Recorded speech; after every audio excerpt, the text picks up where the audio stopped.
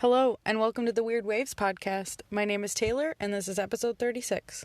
On this week's episode, we are talking to Aly Ambler. She is a photographer from Toronto, Canada, and this is a really great interview, but I just have to preface this by saying that this was recorded about 2 weeks ago, kind of at the beginning of all the coronavirus stuff, we'll call it stuff, was happening all over North America and Europe.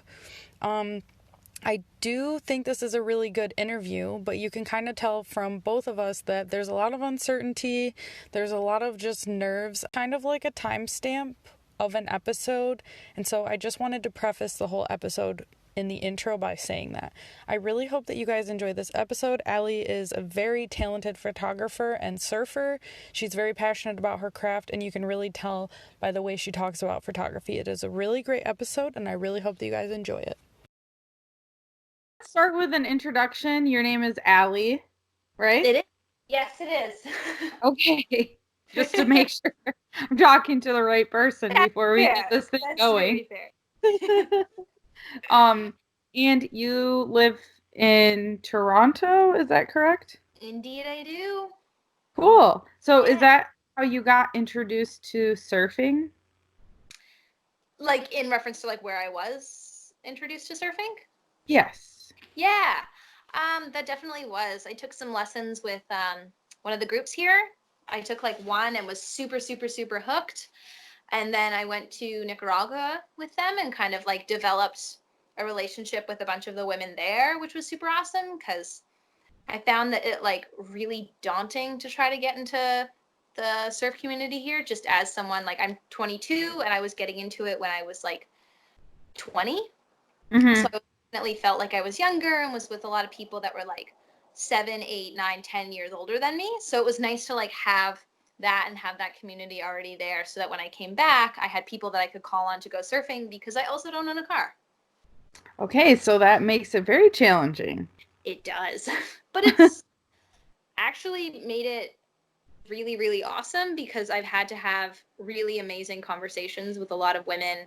Like I've actually never gone surfing here with one of the like male surfers. It's always been women that I've ended up reaching out to and have gone surfing with, which is kind of interesting. I've like had male friends and met people out there, but as for the big drive, it's only been sort of with women that I've connected to. So you get like good, 2-3 hour conversations with wherever you're going with them. So it's kind of played in my advantage not to have a car. That's awesome. Yeah, it's been good, but a little bit bad sometimes. Yeah. Well, I bet it's a lot of planning involved.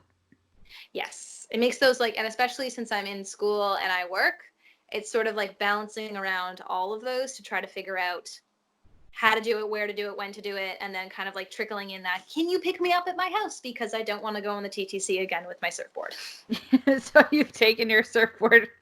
Yes. I have like a whole system for how it works. I only have a 7.6, so I'm lucky, but okay. It's like I know the like cars that you have to go to on the old subways and the new subways so that you're as like in like the least amount inconvenient as possible to everybody else. Oh my gosh. Must be a lot of gear too, because then you have to bring like your regular clothes and then your surf clothes and probably a dry bag. Yep. It's quite an interesting show. I mostly enjoy like having people watch me and then ask what my surfboard is. My favorite has been, is it a massage table? Oh. Which I was like, okay. No, but close enough. Oh, yeah, that one was really weird. I was like, what are you talking about? That's 7 feet. Massage table. Yeah. I mean, I think that there's a whole Instagram related to like people carrying awkwardly large objects on metros. That's amazing. Yeah, so I feel like you should have somebody take your picture next time and I'm sure that you will be featured. I should do that with like the fin sticking out of the back of it, trying not to hit on things. Wow, I didn't even know, what's it called? I'll have to look it up. I'll send it to you, but I'm pretty sure it's funny. It's like, plywood and like, just awkward like art projects and Been there. Yeah, it's like huge canvases and weird shaped plants, like huge plants and trees and like, it's just funny. Oh, that's amazing. I love that. Yeah, you see some weird things on the TTC. I saw one surfer one time, and it was like this crazy moment of like, oh my God, you're one of me. And you're doing it in the same way. But yeah, they kind of, sorry, go ahead. No, it's okay. I was just gonna say, have you always lived in Toronto? Through my surfing experience, yes, I've always been in Toronto in the city. And then I go back and forth. My parents live in Milton, so I go back and forth between where I keep my board. I find that like in the summertime, it tends to be there, but like in the wintertime, it tends to be here because people coming from the city, if we're going to Erie, which I feel like is where I surf most of the time in the winter anyway, they can like whip by my house to get me. That's awesome. And where is Milton in relation? I'm not familiar with Toronto that much. That's fair. Milton is west. Okay. Milton is, I had to think about that for a second. Milton is west of us. Okay. Got so it. It's not on the lake, like it's a bit of like a peak, like you got to go up a little bit and then back down to Erie, but it's along the way a little bit. So did you grow up around Toronto area, or are you from somewhere else, or? No, I'm from in and around there, like Milton, Oakville area. I moved here almost 5 years ago for school. And then I'm kind of in the last semester of my degree right now. So we're going to see how that works out with the virus. But yeah, Oh, God. That's it's fine. so weird. It's so weird. It's the weirdest thing in my whole life. Like all of my classes have been moved online. And I'm studying photography, so it's really weird because I've never, like, I don't know how we're going to do final critiques online. Right. Well, maybe you'll be using Skype more. I know. I downloaded it. It's like, you know what? It's probably not the worst thing because I'm going to need it. So it's going to be a learning process. Yeah, that's crazy. What has the response been in Canada? Like, what kind of precautions are you guys taking right now? Actually, let me just say for the record, it is Sunday, March 15th right now. So I feel like it changes so fast that we should like Yeah. Oh God, I know. Well, we've just kind of gone on a little bit of lockdown. So like Thursday was the day where like everything hit the fan, I feel like, and things started to go close. And then I work at the Patagonia down here, and that closed on Friday. And we're closed for 2 weeks indefinitely. So I think things have been trickling in and have just sort of like started to progressively close. And I would assume it's just gonna kind of keep happening. Yeah, so bizarre. It's weird. It's one of those things where you're like, oh, what's gonna happen? Yeah. And canceling flights too. Like I've seen 2 different surfer friends of mine that have had, someone had a 9-hour, they were on hold with like an airline, a Southern American airline for 9 hours. Oh God. To try to deal with their flight because their kids are off school now. But I mean, like, we're like small things compared to like the astronomical effects that this has had on many people's lives and will have. So I mean, oh yeah, but it's all relative, totally. I mean, and it all I think adds to the weirdness. Yeah, I don't know what your take on it is, but for me it's kind of just given me a moment to think about, like, as surfers and just as people, it's like the benefits and also the downfall of being such global people.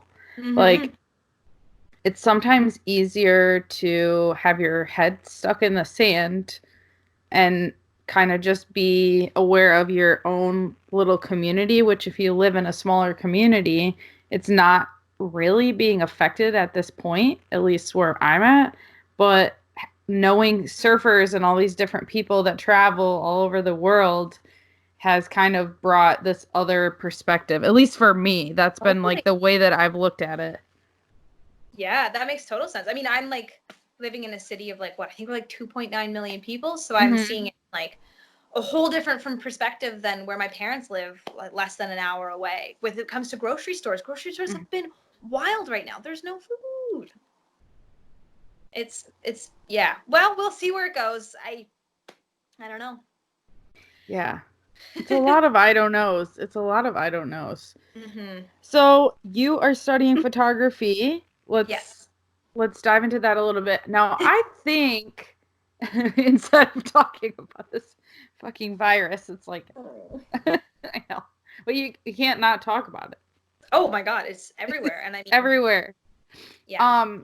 I actually believe that maybe had you talked about coming to Lake Michigan to photograph female surfers? I feel like maybe we talked on my other Instagram account.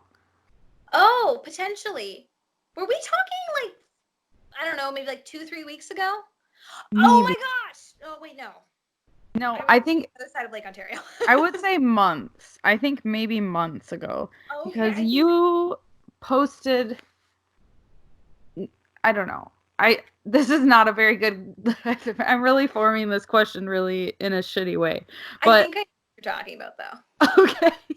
Yes. When I had first started the project, I know that I had posted in a couple of the surf groups saying, here's what I'm doing again. I'm looking for some female surfers across the lakes. And I think I do remember talking to you, and I was so jazzed, and I still am. Before I leave the lakes, I have to surf everyone, and I have not surfed Michigan yet. And I think you were saying you got a really great group of women up there. And I still do hold to the fact that I will be coming and I will photograph you eventually. Yes, come visit. So from what I remember from what we were talking about, is that you were kind of saying that either your senior project or your thesis or whatever it is with photography, you're kind of tailoring it towards surfing in some aspect. Totally, yeah. I had done sort of a really smaller scale project like this in my second year of university, where I just sort of like delved into like photographing a couple female surfers on the lakes. I was still really new to it, knew very few people, owned basically no gear, and I had photographed like Shazia. Do you know who Mm-hmm. that is? Yeah, she was the Yeah. first woman that I ever photographed for this project, and I watched her paddle out at Ashbridges Bay in Toronto on like a really wintry, windy day. And I watched her do this and was like, whoa, I need to do this sport. This is incredible.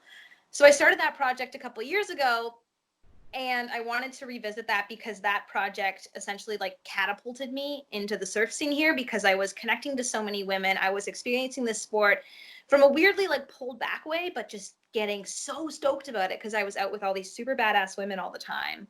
And I just wanted to be one of them, if I'm being honest. So yeah, for my thesis this year, I decided to revisit that because I just absolutely cherish the community of women that I have here. And I'm sure it's like that in Michigan as well. It's just absolutely incredible and so supportive. So I wanted to be able to represent that. And there's very few women that show up on like the Great Lakes surf Instagrams across the board. Like there aren't. I had like looked at one last night, and between like January of last year and September, there was one female lake surfer on their Instagram.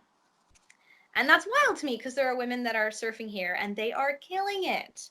Mm-hmm. But anyway, that aside, I did, want to start this project again, and then I'd reached out to a bunch of different women about it.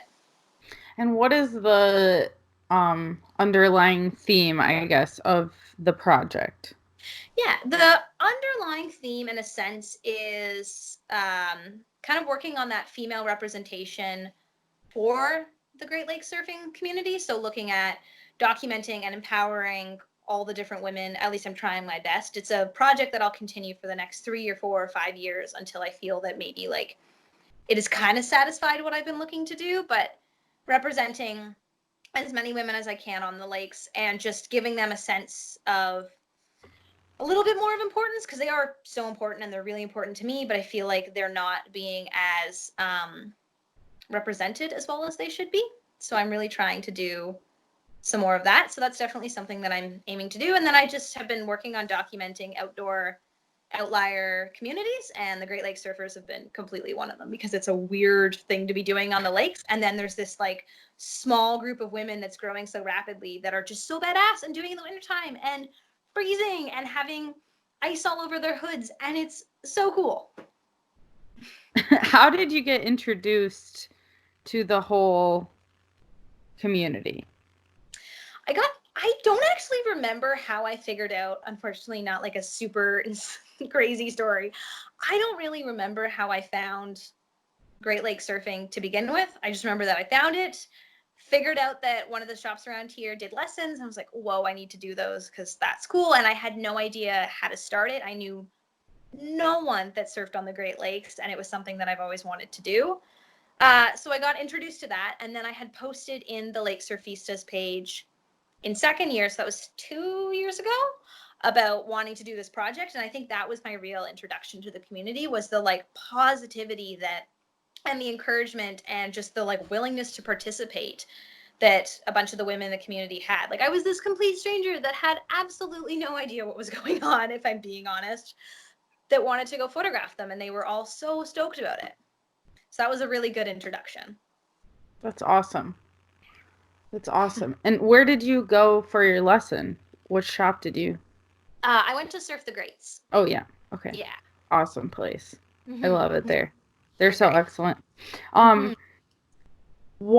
So when you started surfing, was it instantly like, I'm so good at this, this is my jam, or was it kind of like, not that great at the beginning? What was your experience in the beginning of surfing?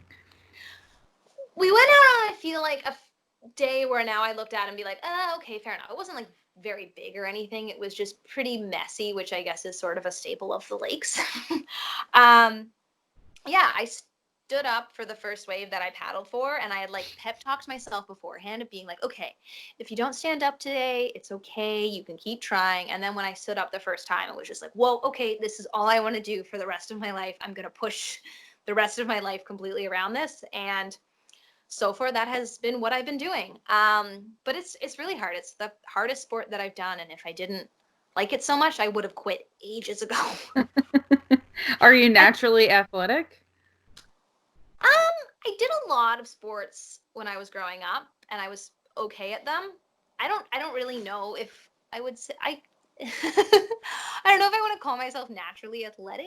I would just say that I do, when I really, really like something, I will put my mind to it and really figure out how I can try to make it work and try to be okay, or at least sustain it for a little bit longer. So that's something that I've been trying to do with surfing. And I mean, I learned on the lakes, and I went to Australia for 6 months recently, and like day one there realized, whoa, the lakes are so hard compared to this in a lot of ways. Yes. Yes. This is, oh, the waves don't all come within like 5 seconds of each other. There's a little bit of time. Yeah, I think some of that has to do with why the Great Lake surfers are some of the more humble people or more humble surfers that you'll meet. Mm-hmm. Because it's hard to do it here, actually. Like, in every aspect of the way. Like, it's cold. There's not a lot of people doing it. There's limited people being like, hey, we're gonna go and surf. And you really have to stick it out to be a surfer here. Totally. And there have been times I was out at a place on Erie a couple weeks ago, and it was just whipping wind and a bit of hail, and I couldn't open up my eyes because they were hurting so much because of the hail. And I was sitting there and was like, why do I do this? And then you catch a wave and you're like, oh, this is why, this is why. It's like you just forget. Type 2 fun is what I guess it's called, where it Oh, sucks kind of when you're doing it to a degree, but there's this underlying magical aspect of it that just makes you keep coming back. type 2 fun. I've never heard that, but I like it. And then type 3 fun is the fun that you do once. You're like, okay, cool. That was fun now, but like, I'm never doing that again. Oh, what's type 1 fun? It's just fun.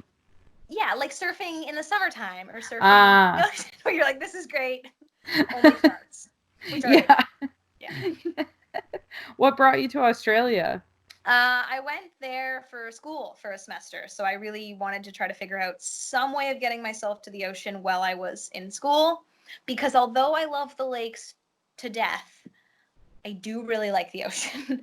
Yeah. So I was there for 6 months and really got a feel for like, oh, this is how surfing does work outside of the lakes. And I fell in love with longboarding.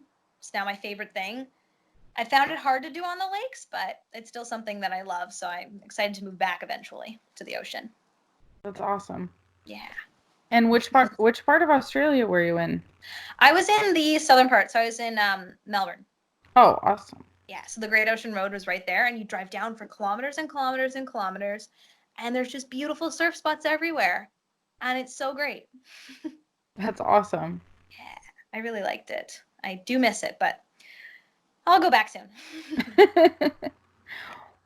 What is it about photography that makes photography good? This is a question I always like to ask photographies. What makes photography good? If a photograph is good. God, I feel like I'm not framing questions very well today. I get what you mean, though. What makes a photograph good? Yeah. In a sense, that's a hard one. I come from photography school where it's so everybody's trying to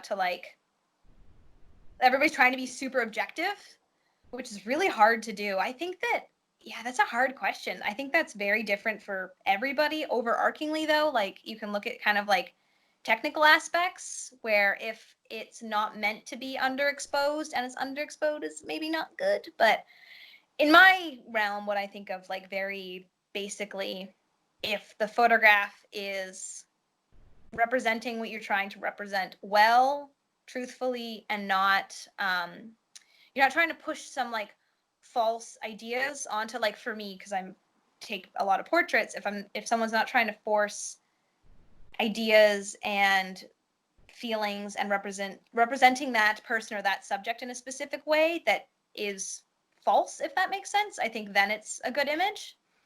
So I don't know if they're trying to show truth in some capacity and are doing okay, but images are also a lie in themselves, so I think it's pretty hard. But yeah, I think that it does, though, differ for so many people in so many ways that that's a really hard question to answer. I'm not totally sure.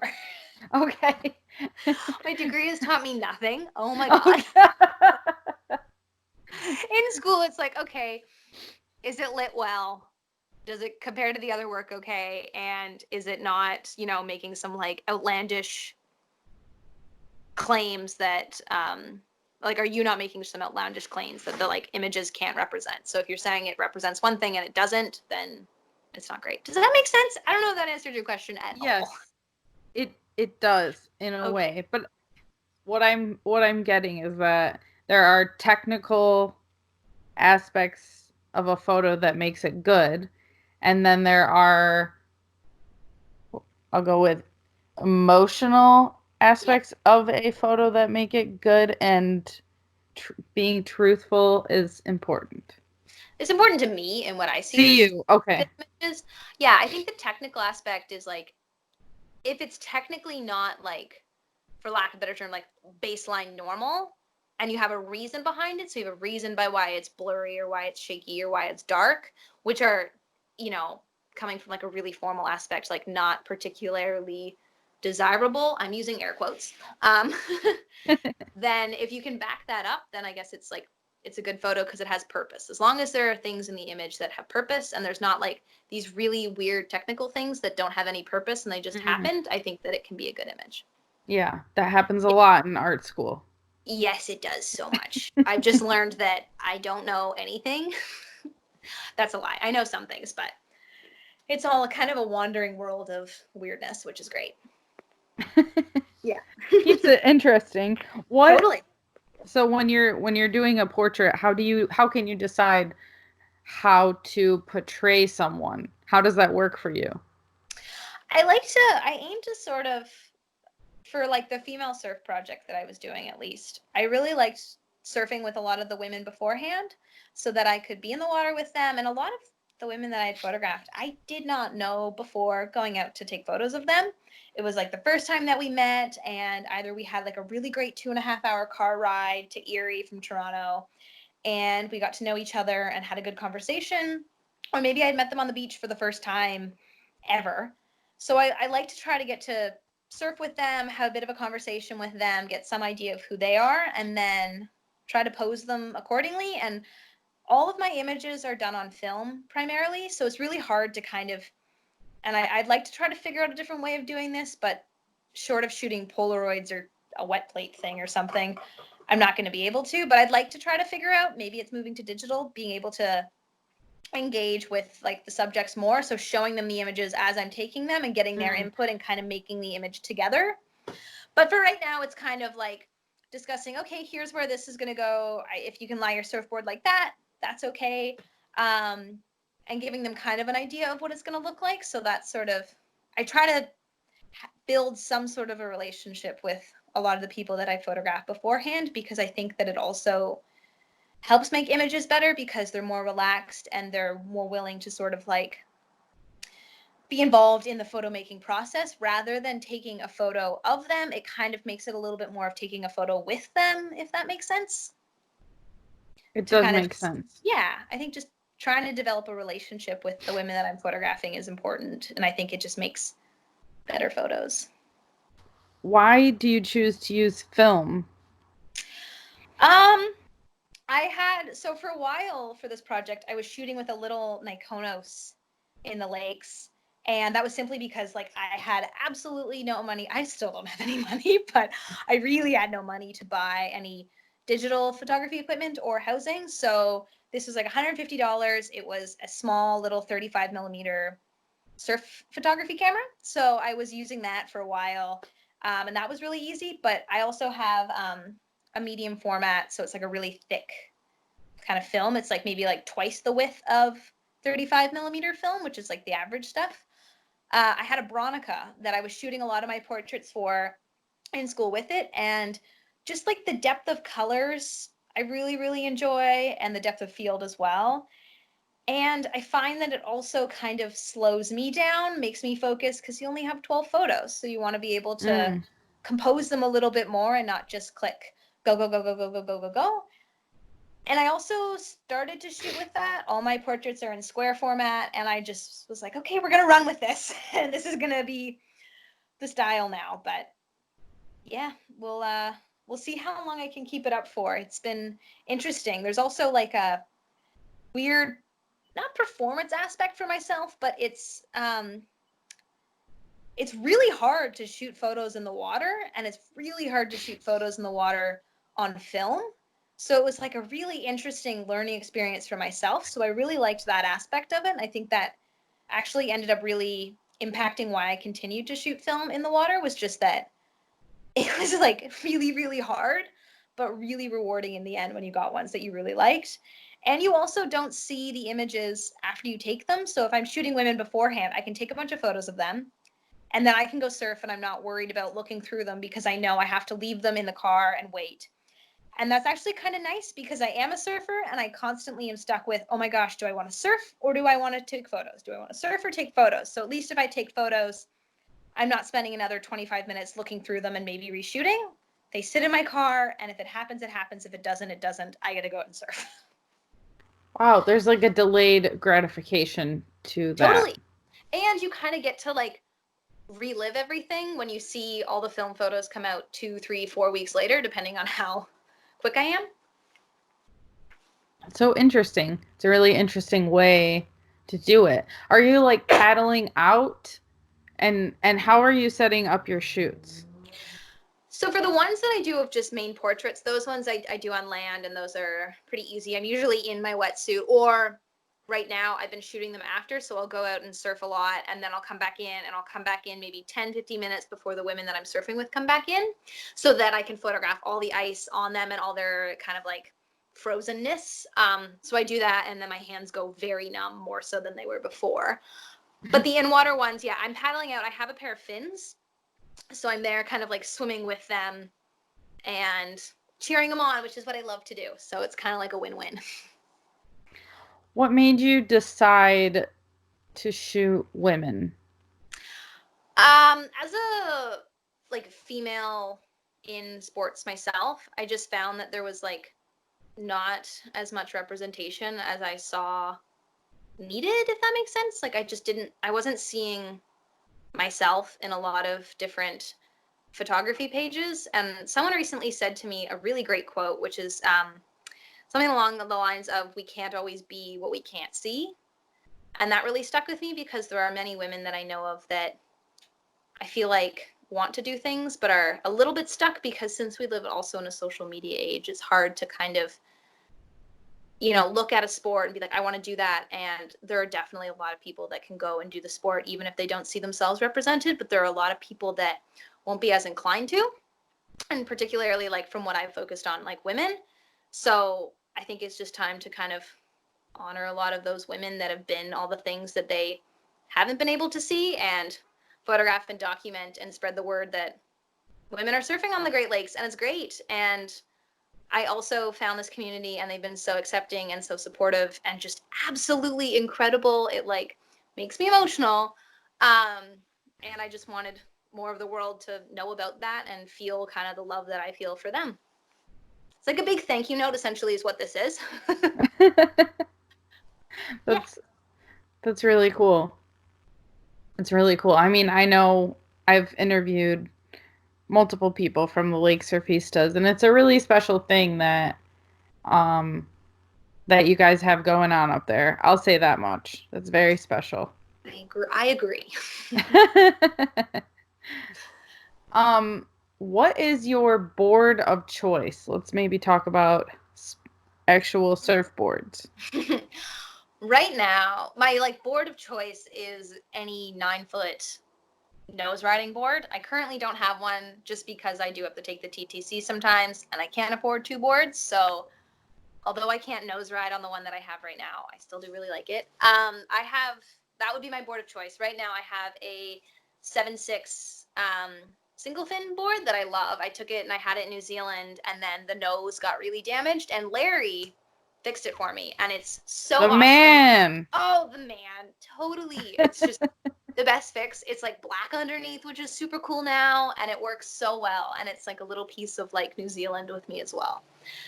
So that's where were you at in New Zealand?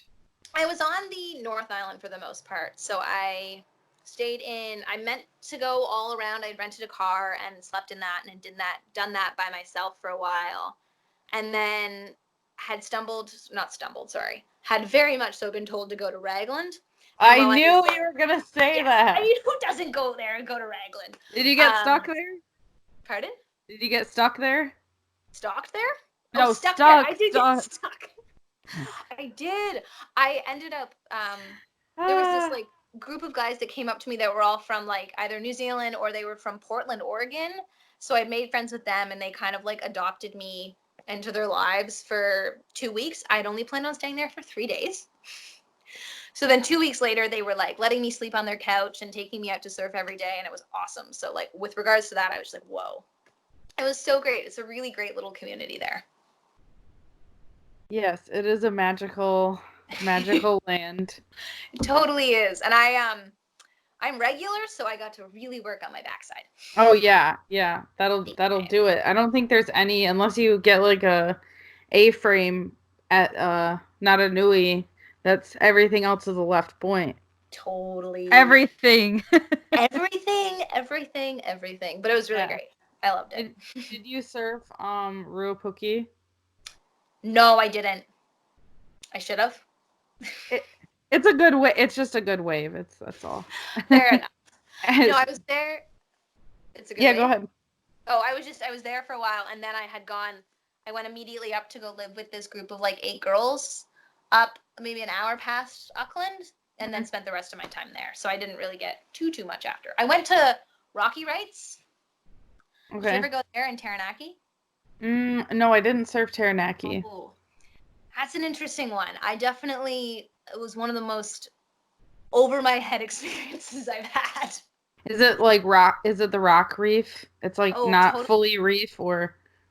It is indeed a rocky right hand break. It has these huge boulders that like I could like bear hug and barely reach around half of it that are everywhere.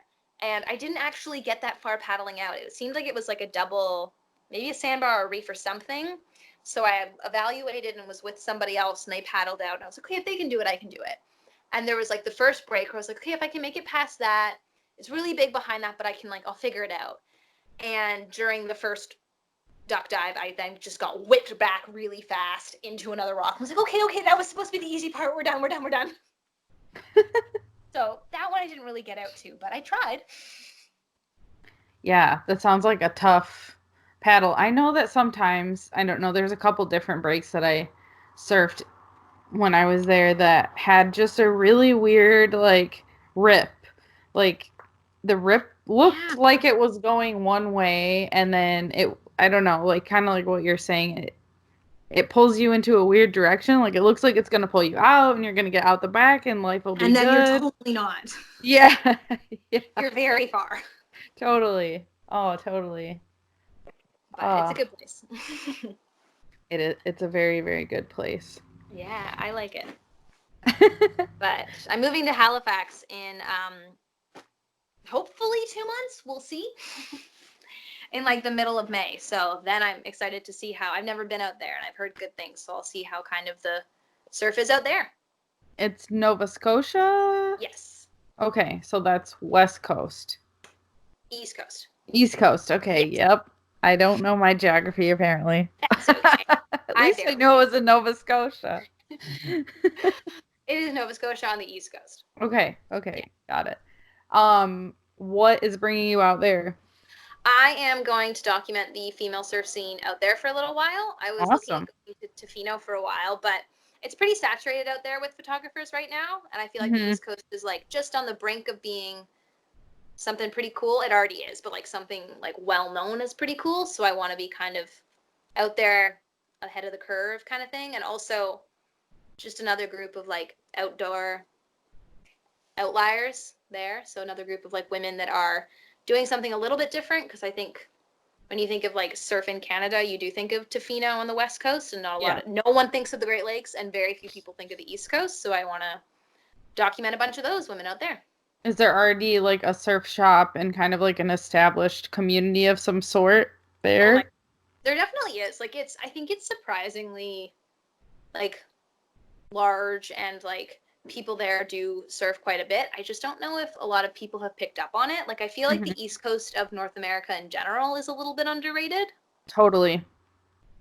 So I want to go out and do that. But there definitely is. There's already like a female surf page as well, which is great. So I'm going to get involved on that and get the word out. That's awesome. So I'm assuming you're finishing school. Is this your last? Last semester. We're going to hope it goes okay and I'm done. Yeah. What a interesting time to be finishing school. Yeah, I have no idea how it's going to work. I've been telling all these jobs and places that I'm going to be out there early to mid-May, but I don't know whether things are going to be pushed back and I'm going to be out in June or what's going to happen. So, but they're all really confused and worried as well. So we're all in this together. Yeah, that's the weird thing about all this, is that I would say that people are being a little more compassionate for the most part, I think. It's kind of this weird, like, we're all going through a similar uncertain period together kind of vibe. I don't know. I feel like there's not a lot of things in life that like everybody that's pretty much currently on Earth goes through, other than like death and life. You know what I mean? Like there's not a ton of things that like as a complete grouping we have to go through and deal with together. And this is like one of those things that's starting, that no matter who you are, almost, obviously there are instances where it's not applicable, but for the most part, there's like a really wide spread of us that are all dealing with this. And I feel like not a lot of things where everybody's dealing with it at once. Yeah. That's a good way to put it. It's, you know, we just keep saying it. It's just weird. It's all super weird. Yeah, but I mean, you gotta keep going. I mean, like the lakes are good because like exactly, we're gonna have time to surf. Empty lineups. I know I've been trying to like get out and do as much outdoor climbing as I can do, because I'm like, oh, I have some time off from everything, so let's get active and get outside. Well, and it's not like you're really putting anyone in danger by being in the outdoors for the most part, because you're not in very close contact with people. Yeah, I think it's just like being mindful about like also where you're going, because there are places where people at risk, like older people, tend to go. So like avoiding those places. Rock climbing, I think, is okay. I feel like outdoor, like what you could do is maybe like sanitize your hands way more, just so that you're not like touching the wall that maybe people who are immunocompromised would touch.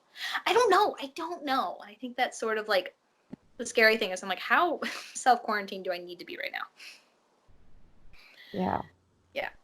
Well, we'll see. I mean, if this is coming out in a couple weeks, we'll know then. That's true. People will That's be true. well aware. Be I'll like, have the oh, update. exactly. People can be like, oh, they were really wrong. It got so much worse. So they'll be like, oh, Yeah. they were overreacting. It's totally fine. Yeah, or people can write in the comments like, you guys were so unprepared for this. I can't believe it. That's not what happened. Me too. Me too. I don't want to panic by anything just yet. No, I hope the best situation is that everyone can say you totally overreacted. Yep. It was not a big deal at all, and everybody acted insane. And then that's great. Yeah, that would be awesome. I don't know. No, either. But anyway, I know. who knows? We'll find out. We'll find out. We will find out. Yeah, Oh, exactly. It's just, I have to say, and I don't know if I'll keep this in or edit it out, but I do feel like there's like this pang of strangeness in everything right now. And I even feel like it's affecting my podcast in some way. Like just Really? the way that I don't know why. I just feel like people that I've talked to, there's like this weird, I don't know how to explain it, but it's like almost like I can't fully think of what I want to ask you at this moment, but also what I've wanted to ask other people, just because there's like this weird distraction of like in my head, like what's happening? I don't know what's happening. What's going on? And how can I even do a podcast? I don't know what's happening. Like I don't know how to yeah. So It's life in a way. What did you say? Sorry. It's hard to like live life, I feel like, a little bit normally, and like you have to a degree, but it's also like, oh, should I be doing this? Should I be happy? Should I be like doing a podcast interview right now? Yeah. Do I have to do other things?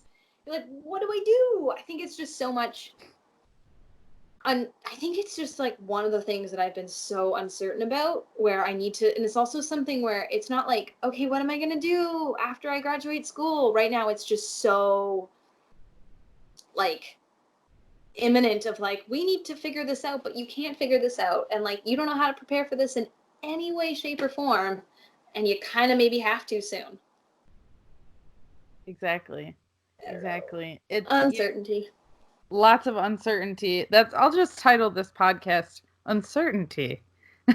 Yeah, I mean, I feel still so uncertain about when I graduate, and now I'm like, cool, I don't have to think about that as much because now I have this really uncertain thing of a worldwide pandemic that I need to think about. So one uncertainty, the other uncertainty.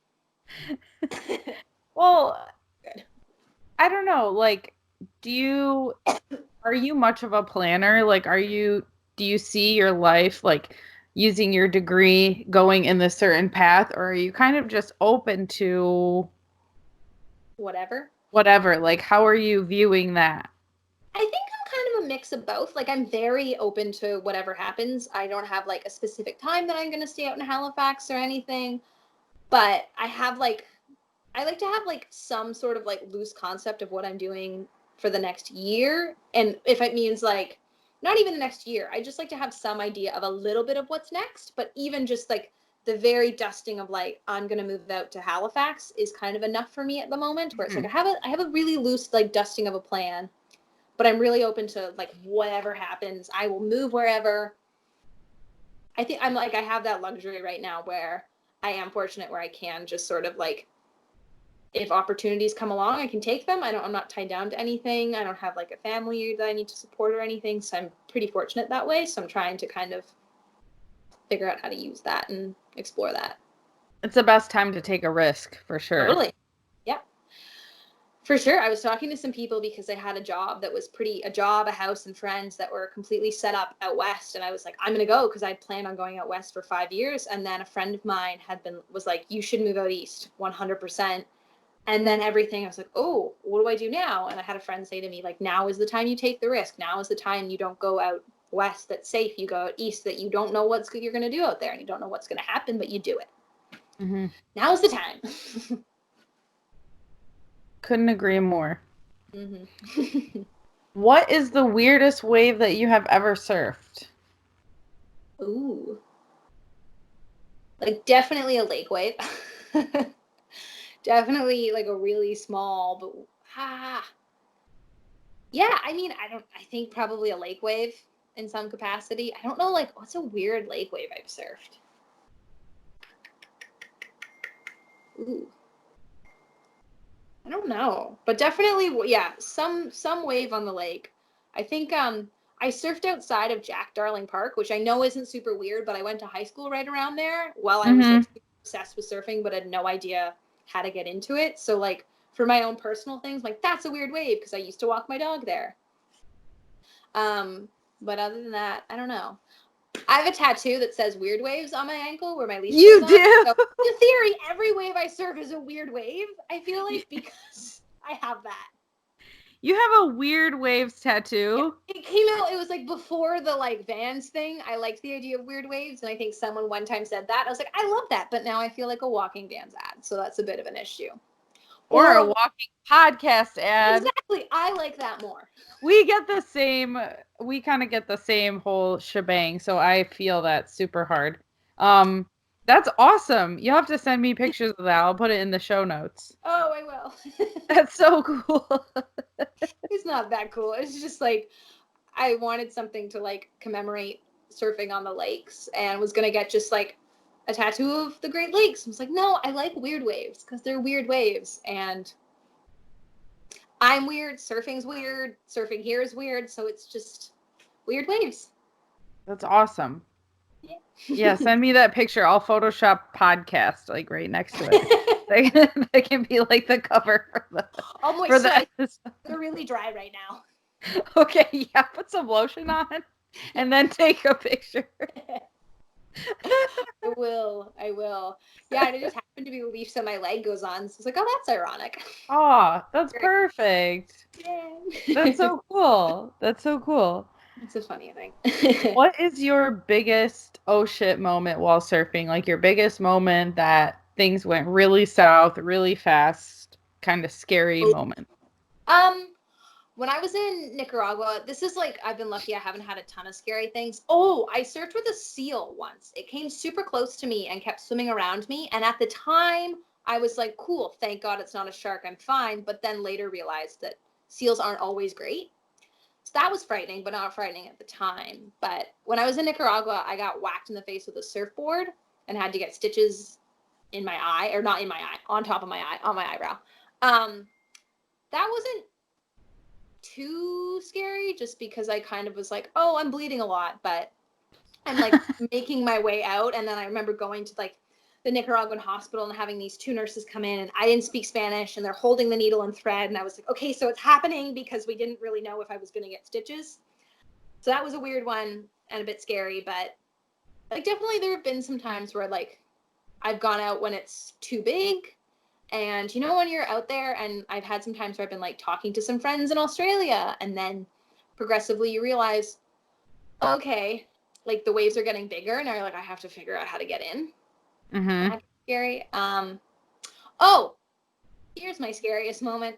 Forgot about this. I'm not sure whether it's like suppressing it or what. When I was in Australia, I was out at this one beach called Ocean Grove. So they have lifeguards, and then they have speaker systems. So we were out surfing, and then we heard a bit of a siren, and then they were just saying, hey, there's been a shark spotted down the beach. Can you all please come in like normally and not freak out? Anyway, I freaked out. That was really freaky. Nothing happened, like everybody was okay, but it was like getting called in and out because of a shark was alarming. Yeah. Yeah, I forgot about that one. Yeah, that one was really horrifying. That's Yeah. a good oh Yeah. shit moment. They said it so casually. They were like, just make your way in, you'll be okay. Just like, please come in like an orderly fashion. And I was like, my little like Great Lake ass that's just like worried about rebars, like, oh my God, freaking out. It was like my 5th day there, and was like really not having it. That happened to me in New Zealand too. Not like that, but yeah, it was in Raglan, and we were surfing with a bunch of my friends, and I had caught a wave in, and there was a giant, like, it was a freaking huge shark. It was a bronze whaler, though, so they're not aggressive, air quotes. And I'm like, said to the lifeguard, I'm like, hey, there's a shark. And he's like, shh, you're going to panic the people. And so I'm like waving at my friends. I'm doing this shark, hand on my head, shark, shark.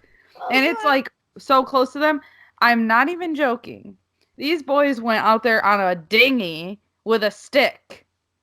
And just kind of like scared it away. On a dinghy with a stick. It sounds like how like someone on the Great Lakes, if there was ever a really big fish, would go and like figure out how to deal with it. Exactly. A dinghy with a stick. They were like, oh, they're not even aggressive. I'm like, oh, okay. Oh, it's just huge. Still a shark. Its fin's pretty big there, buddy. Oh God, that's frightening. That was so scary. But I was on land. So I was like, well, I'm okay. I'm not gonna die, but I will die. Yeah. But I mean, like, sharks attack nobody, and we shouldn't be scared of them. But like, it's true. But also it's that inherent. I'm a surfer. When I think of sharks, I think of surfers. So, or seals. Or seals. Yeah. And my last question for you is, what is next for you? I'm going to move to Halifax. That is my next thing. Definitely move to the ocean. Finally, be like a 20-minute drive away from the ocean and get to longboard really nice rights every day or as many times as I can, and photograph and explore that group of female outdoor outliers and that surf community there. And I'm really excited. I'm very sad to like be leaving the lake surfers that I've come to like really love here.